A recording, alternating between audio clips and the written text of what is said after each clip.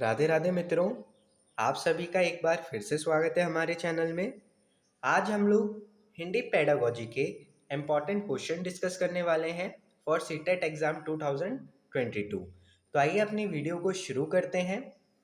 हमारा पहला क्वेश्चन आ जाता है, भाषा की पाठ्य पुस्तक में एक पाठ एकांकी के रूप में है। ठीक है, तो भाषा की जो पाठ्य पुस्तक है उसमें एक पाठ एकांकी के रूप में है। तो आप क्या करेंगे, ऑप्शन लिखे हुए हैं आपके सामने। एकांकी में आए पात्रों के संवाद याद करवाएंगी, शिक्षार्थियों से एकाकी पढ़वाने के बाद उसका मंचन करवाएंगी, एकाकी के मुख्य संवाद लिखवाएंगी या हाव भाव के साथ एकाकी पढ़कर सुनाएंगी। इसका जो सही ऑप्शन है वो है आपका ऑप्शन नंबर बी। शिक्षार्थियों से एकाकी पढ़वाने के बाद आप उसका मंचन करवाएंगी। लिखना एवं पढ़ना सीखने के संदर्भ में कौन सा कथन सबसे उपयुक्त है। तो आपको बताना है इनमें से कौन सा कथन सबसे उपयुक्त है लिखना एवं पढ़ना सीखने के संदर्भ में। तो ऑप्शन लिखे आपके सामने। पढ़ना सीखने की तुलना में लिखना सीखना जटिल है। लिखना सीखने की तुलना में पढ़ना सीखना जटिल है। दोनों कौशल एक एक करके सीखे जाते हैं। लिखना और पढ़ना सीखना समान रूप से अंतः संबंधित है। तो इसका जो राइट ऑप्शन है वो है ऑप्शन नंबर डी। लिखना और पढ़ना सीखना समान रूप से क्या है, दोनों ही अंतः संबंधित है। ठीक है। द्वितीय भाषा सीखने के संदर्भ में सबसे कम महत्वपूर्ण है। तो इनमें से कौन सा ऑप्शन सबसे कम महत्वपूर्ण है द्वितीय भाषा सीखने के संदर्भ में। तो ऑप्शन लिखे हुए हैं, अभिभावक से प्राप्त प्रोत्साहन, भाषा की परीक्षा, अभिवृत्ति, शिक्षक का रवैया। राइट ऑप्शन है इसका ऑप्शन नंबर बी, भाषा की परीक्षा। ठीक है, ये सबसे कम महत्वपूर्ण है किसके संदर्भ में, द्वितीय भाषा सीखने के संदर्भ में। पद, गद्य और नाटक हमारी डैश संवेदना को धार प्रदान करने के साथ साथ हमारे जीवन के डैश पहेलियों को समृद्ध करते हैं। एक बार और पढ़ते हैं। पद, गद्य और नाटक हमारी डैश संवेदना को धार प्रदान करने के साथ साथ हमारे जीवन के डैश पहलू को समृद्ध करते हैं। तो आपको सही ऑप्शन को फिल करना है खाली स्थान पे। ऑप्शन पढ़ लेते हैं। भाषिक, सौंदर्यात्मक, भाषिक, ज्ञानात्मक, सांस्कृतिक, साहित्यिक, सांस्कृतिक या भौतिक। इसका जो राइट ऑप्शन है वो है आपका ऑप्शन नंबर सी, सांस्कृतिक और साहित्यिक। ठीक है, पद्य, गद्य और नाटक हमारी सांस्कृतिक संवेदना को धार प्रदान करने के साथ साथ क्या करता है, हमारे जीवन के साहित्यिक पहलू को समृद्ध करते हैं। ठीक है, ऑप्शन सी हमारा सही है। कोई एक भाषा डैश लिपियों में लिखी जा सकती है। हाँ, उसमें थोड़ा फेरबदल हो सकता है। तो खाली स्थान में आपको भरना है। कौन सा ऑप्शन सही है बताइए, 3, सभी, सीमित या एक। इसका जो राइट ऑप्शन है ऑप्शन नंबर बी, सभी। कोई एक भाषा हम लोग सभी लिपियों में लिखी जा सकती है। ठीक है, एक बार और बोलिए। कोई एक भाषा डैश लिपियों में लिखी जा सकती है। कोई एक भाषा सभी लिपियों में लिखी जा सकती है। हाँ, उसमें थोड़ा फेरबदल हो सकता है। ठीक है। वाणी और लेखन में मूल अंतर ये है कि लिखित भाषा डैश स्तर पर देखी जाती है और डैश होती है। तो वाणी और लेखन में मूल अंतर यही है कि जो लिखित भाषा है वो डैश स्तर पर देखी जाती है और डैश होती है। तो आपको फिल करना है। तो पढ़ लेते हैं ऑप्शन। चेतन स्वाभाविक, अचेतन स्वाभाविक, अचेतन कालबद्ध या सचेतन कालबद्ध। इसका जो राइट ऑप्शन है वो है आपका ऑप्शन नंबर डी, सचेतन कालबद्ध। जो वाणी और लेखन में मूल अंतर यही है कि लिखित भाषा जो होती है सचेतन स्तर पर देखी जाती है और कालबद्ध होती है। भाषा कक्षा में समावेशी वातावरण का निर्माण करने के लिए जरूरी है कि क्या चीज़ जरूरी है, एक समावेशी वातावरण का निर्माण करने के लिए ऑप्शन लिखे हैं, बच्चों की सभी आवश्यकताओं को किया जाए पूर्ण, बच्चों को विविध दृश्य श्रव्य सामग्री उपलब्ध कराई जाए, बच्चों के प्रति अति उदारवादी दृष्टिकोण रखा जाए, बच्चों को विविध भाषाओं को पढ़ाया जाए। इसका जो राइट ऑप्शन है, ऑप्शन नंबर ए, बच्चों की सभी आवश्यकताओं को किया जाए पूर्ण।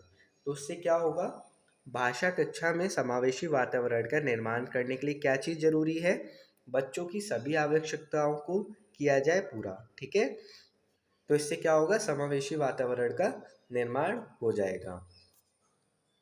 तो ऑप्शन नंबर ए हमारा सही है, बच्चों की सभी आवश्यकताओं को किया जाए पूर्ण। उच्च प्राथमिक स्तर पर हिंदी भाषा शिक्षण का सर्वाधिक संबंध है। तो किससे संबंध है, जो उच्च प्राथमिक स्तर पर हिंदी भाषा शिक्षण का एक सर्वाधिक संबंध है, तो किससे है, पढ़ी सामग्री के बारे में, आलोचनात्मक चिंतन से, हिंदी की व्याकरणिक व्यवस्था को जानने से, सृजनात्मक लेखन की अनिवार्यता से, हिंदी की ध्वनियों को सिखाने से। इसका जो करेक्ट ऑप्शन है वो है ऑप्शन नंबर बी, हिंदी की व्याकरणिक व्यवस्था को जानने से। उच्च प्राथमिक स्तर पर हिंदी भाषा शिक्षण का सर्वाधिक संबंध है हिंदी की व्याकरण व्यवस्था को जानने से। ठीक है, भाषा नियमों द्वारा नियंत्रित डैश का माध्यम भर नहीं है, बल्कि यह हमारी सोच को भी निर्मित करती है। तो क्या फिल करेंगे हम लोग, सौंदर्य बोध, संस्कृति, संप्रेषण या कला। इसका जो राइट ऑप्शन है वो है ऑप्शन नंबर ए, सौंदर्य बोध। ठीक है, सौंदर्य बोध भाषा नियमों द्वारा नियंत्रित सौंदर्य बोध का माध्यम भर नहीं है, बल्कि ये हमारी सोच को भी निर्मित करती है। क्या फिल करेंगे, बोलिए एक बार, सौंदर्य बोध।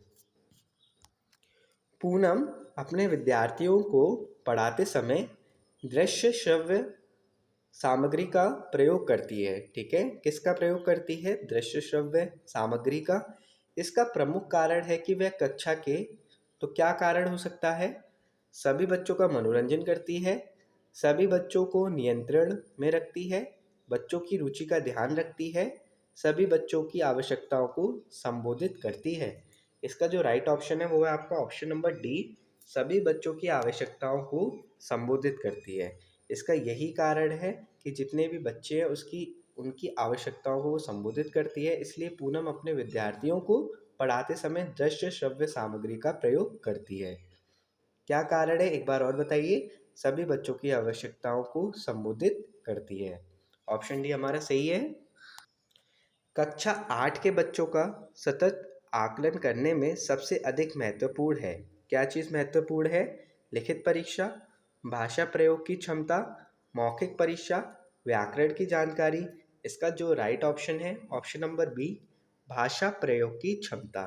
ठीक है, तो कक्षा 8 के बच्चों का सतत आकलन करने में सबसे ज़्यादा महत्वपूर्ण क्या है, भाषा प्रयोग की क्षमता।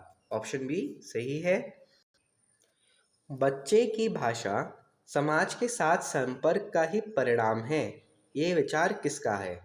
तो किसने दिया ये, पियाजे ने, चॉम्स्की ने, स्किनर ने या वाइगोत्स्की ने। इसका जो राइट ऑप्शन है ऑप्शन नंबर डी, वाइगोत्स्की ने। ठीक है, ऑप्शन नंबर डी हमारा सही है, बच्चे की भाषा समाज के साथ संपर्क का ही परिणाम है। तो जो बच्चे की भाषा होती है वो समाज के साथ किसका परिणाम है, संपर्क का ही परिणाम है। ये विचार किसका था, तो ये विचार था वाइगोत्स्की का। ठीक है, भाषा अर्जित करने की स्थिति में बच्चे, तो कौन सा ऑप्शन सही है बताइएगा, भाषिक नियमों को स्वाभाविक रूप से रटते हैं, कभी कोई त्रुटि नहीं करते, अधिकतर त्रुटियां ही करते हैं, भाषिक नियमों को स्वाभाविक रूप से ग्रहण करते हैं। इसका जो राइट ऑप्शन है ऑप्शन नंबर डी, भाषिक नियमों को स्वाभाविक रूप से ग्रहण करते हैं। भाषा अर्जित करने की स्थिति में बच्चे भाषिक नियमों को स्वाभाविक रूप से ग्रहण करते हैं। एक बार और पढ़िए साथ में, भाषा अर्जित करने की स्थिति में बच्चे भाषिक नियमों को स्वाभाविक रूप से उसे ग्रहण करते हैं। ठीक है, चलिए अगला प्रश्न है हमारा। रमेश 7वीं कक्षा में पढ़ता है। वह सामान्य बातचीत में ठीक है, सामान्य रूप से बातचीत में वो ठीक है, लेकिन पढ़ते समय वह बार बार अटकता है। ठीक है, ये संभवतः डैश से ग्रस्त है। तो किस चीज़ से ग्रस्त है? ऑप्शन पढ़ लीजिए।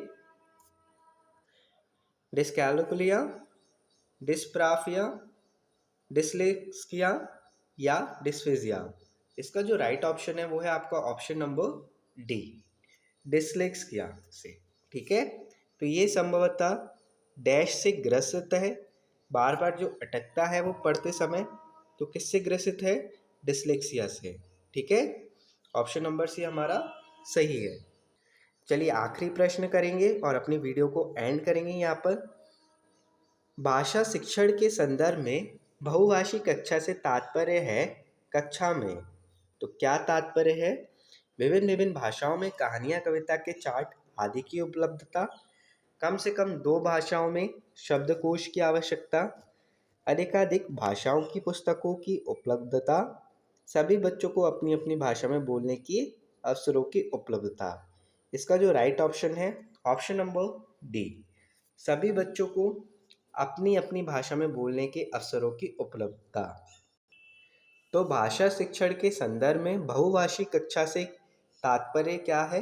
कि कक्षा में सभी बच्चों को अपनी अपनी भाषा में बोलने के अवसरों की उपलब्धता प्रदान करना। ठीक है, तो इसी के साथ ये वीडियो हमारी एंड होती है। मैं आशा करता हूँ ये वीडियो आप लोगों को काफ़ी पसंद आई हो, आपका एक एक MCQ क्लियर हो गया हो।